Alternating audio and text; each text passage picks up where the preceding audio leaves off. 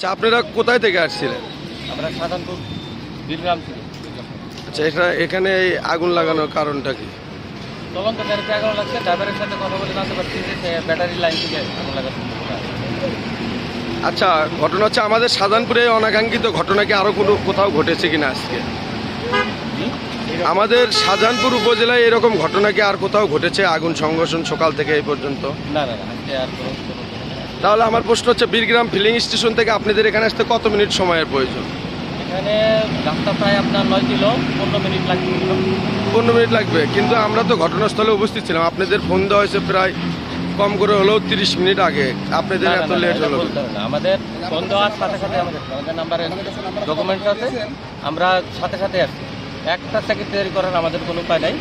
আমাদের 9 কিলো রাস্তা সর্বোচ্চ 12-13 থেকে 12-13 মিনিট লাগে, এর বেশি লাগে। ধন্যবাদ। আচ্ছা, আপনাদেরকে ফোন দিছিল কয়টায়? যদি আমাদের রেকর্ড থাকে সব ফোন। আমরা 8:10 এখানে বসেছি। দেখেন